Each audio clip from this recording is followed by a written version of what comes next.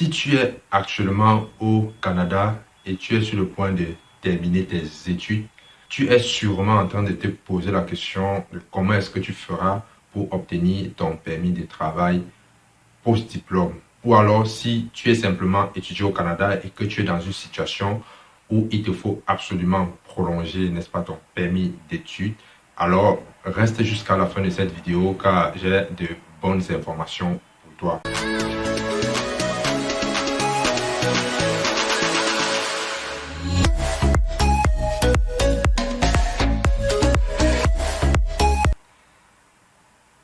Salut à toi, je suis Arthur du blog Arthur Tient au Canada. Sur cette chaîne, je partage avec toi simplement mes expériences sur la vie au Canada en passant par l'immigration, les études, le travail et le business. Si l'un de ces sujets t'intéresse, je te prie de faire deux choses.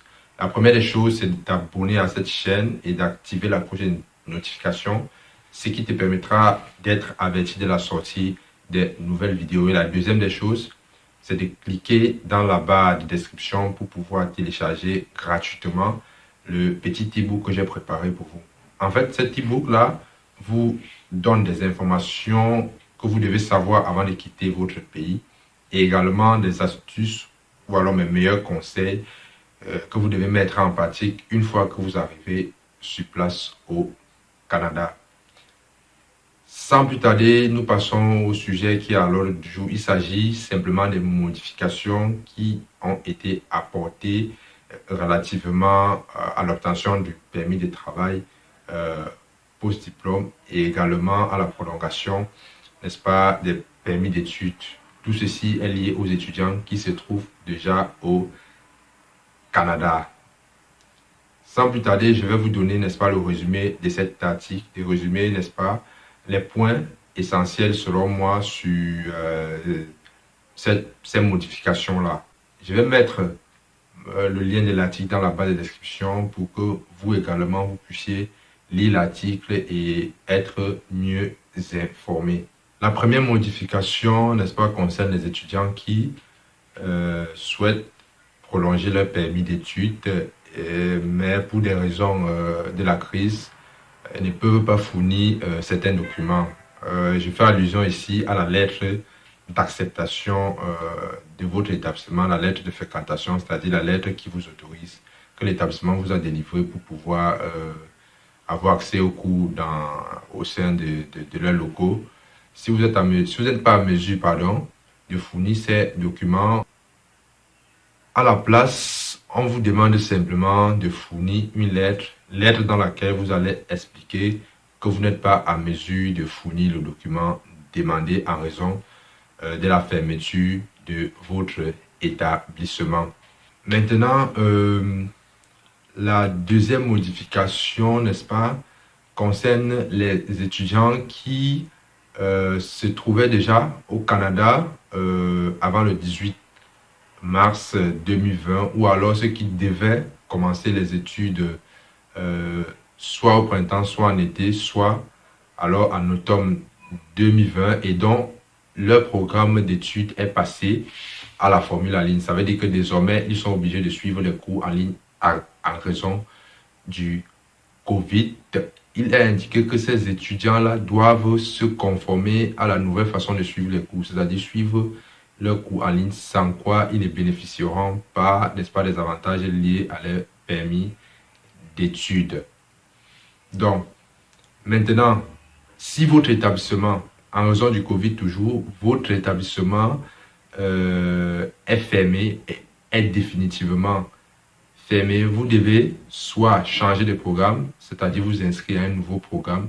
Si vous ne voulez pas vous inscrire à un nouveau programme, vous changez d'établissement d'enseignement. Si vous ne voulez pas faire l'un des deux, alors on vous demande de quitter le territoire canadien.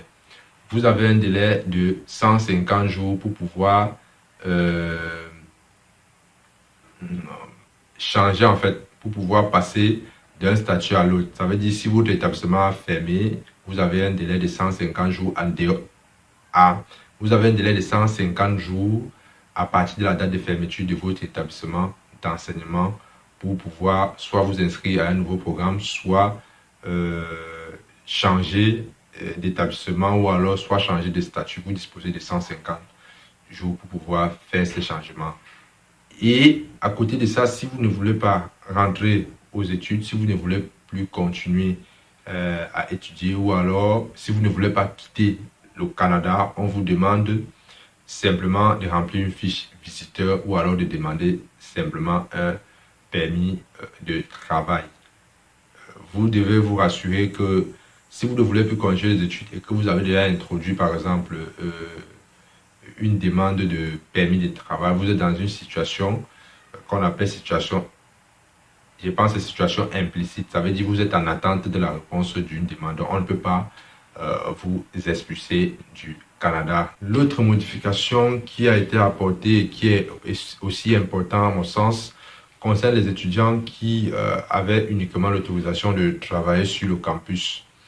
Vous savez, lorsque on vous délivre un permis d'études, il est bien stipulé là-dessus, il est bien mentionné. Soit on vous autorise à travailler hors du campus, ça veut dire que vous pouvez travailler pour n'importe quel employeur, soit vous êtes, n'est-ce pas, autorisé à travailler uniquement sur le campus. Les étudiants qui sont supposés travailler sur le campus, mais pour des raisons du Covid, ont été obligés de suivre les cours à temps partiel ou alors de prendre simplement une pause. On recommande, n'est-ce pas, on vous recommande ou on vous autorise à travailler pour un autre employeur qui se trouve, n'est-ce pas, dans la limite de votre établissement ou alors dans les environs de votre établissement d'enseignement désigné. Je rappelle ici que toutes les informations que je donne concernent uniquement des étudiants étrangers ou ce qu'on appelle les étudiants internationaux. Donc maintenant, on va passer, n'est-ce pas, aux modifications concernant les étudiants qui sont autorisés à travailler hors du campus, c'est-à-dire les étudiants donc il est mentionné sur leur permis d'études, vous êtes autorisé à travailler pour tout autre employeur, bref, les étudiants qui sont autorisés à travailler hors de leur établissement ou hors du campus universitaire. Les étudiants étrangers qui ont été obligés de passer, n'est-ce pas, à mode temps partiel, c'est-à-dire suivre les cours temps partiel ou alors abandonner temporairement les études. Il s'agit ici des étudiants qui ont commencé les études en hiver, au printemps ou alors en été 2020. On indique qu'ils peuvent continuer à travailler hors du campus à condition, n'est-ce pas, de respecter le quota horaire qui leur sont autorisés, c'est-à-dire 20 heures par semaine. Un autre élément que j'aimerais ajouter sur ce point concernant les étudiants qui sont autorisés à travailler hors campus, c'est que initialement, lorsque vous êtes inscrit dans un établissement à temps plein, vous êtes autorisé à travailler 20 heures pendant les semaines de cours et vous pouvez travailler à temps plein suivant, n'est-ce pas, les congés prévus sur le calendrier, n'est-ce pas, de votre établissement. Mais actuelle nouvelle concernant les étudiants qui sont autorisés à travailler hors campus, c'est que la condition qui demandait de travailler au maximum 20 heures par semaine a été supprimée temporairement, je dis bien temporairement, par l'IRCC. Je dis bien temporairement à l'IRCC jusqu'au 31 août 2020. À condition, n'est-ce pas, que vous exercez un travail qui, n'est-ce pas, fait partie de ce qu'on appelle les travaux essentiels, c'est-à-dire travailler par exemple à l'hôpital, des travaux essentiels, travailler dans l'hôpital, travailler dans l'entretien, c'est-à-dire les services vraiment de base dans une société, c'est-à-dire dans tout ce qui concerne la nutrition, tout ce qui concerne la santé, tout ce qui concerne la sécurité publique. Ça, ce sont des exemples comme ça qui me viennent à l'esprit. Donc, vous avez été étudiant à temps plein et que pour des raisons du Covid, vous avez été obligé de passer à étudier à temps partiel ou alors de suivre les cours en ligne. Sachez donc que vous n'êtes plus contraint à travailler uniquement 20 heures maximum par semaine. Cette loi-là a été temporairement supprimée par l'IRCC à condition de travailler dans un service essentiel. Je tiens à rappeler que les informations que je viens de donner concernent les sessions d'hiver, du printemps et de l'été 2020. Maintenant, quels sont, n'est-ce pas, les nouveaux critères d'admissibilité à ce fameux permis de travail post-diplôme? Je vais mettre, n'est-ce pas, le lien dans la barre de description, n'est-ce pas, de tous les critères. Je vais bien spécifier critères d'admissibilité. Je vais mettre toutes les conditions liées, n'est-ce pas, aux nouveaux critères. Il y a eu des changements, on a facilité, il y a eu beaucoup de flexibilité maintenant dans les critères, il y a eu beaucoup de flexibilité. Et les mesures ont été prises de façon à faciliter en fait l'obtention du permis de travail post-diplôme. Vous allez voir, n'est-ce pas, les critères d'admissibilité dans la barre, en bas de cette vidéo, dans la barre de description. Le dernier point sur ces modifications concernant toujours l'obtention d'un permis de travail post-diplôme, sachez que si vous étiez au Canada et que pour une raison ou pour une autre, vous avez été obligé de prendre les cours à distance, c'est-à-dire de suivre les cours en ligne, vous ne serez pas pénalisé, n'est-ce pas? Vous pourrez être, n'est-ce pas, également autorisé à présenter une demande de permis de travail. Et également les étudiants qui suivent des cours à distance, ceux qui peut-être, il y a des étudiants qui viennent, qui sont venus et ils sont rentrés dans leur pays avant que la crise ne commence et ils étaient obligés de suivre les cours à partir de leur pays. Ceux-là également ne seront pas pénalisés.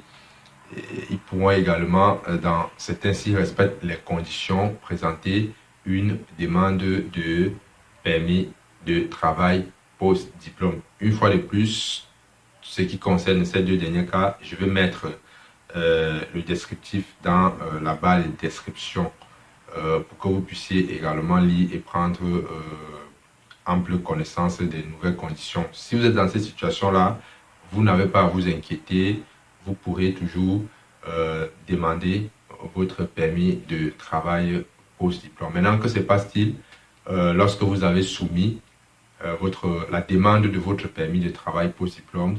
Alors, vous devez savoir, du moment où vous soumettez votre demande, vous pouvez continuer à travailler en attendant que l'IRCC vous délivre ou non votre permis de travail post-diplôme. C'était tout pour cette vidéo. J'espère que vous avez aimé la vidéo. Si vous avez aimé la vidéo, likez-la. Dites-moi ce que vous en pensez dans les commentaires. Si vous avez traversé l'une de ces situations où vous avez obtenu votre permis de travail en passant par l'une des étapes, l'une de ces modifications, partagez-les également dans les commentaires. Sur ce, je vous dis, portez-vous bien, soyez prudents, soyez éveillés au Canada et on se voit à la prochaine pour une nouvelle vidéo. Hasta la vista.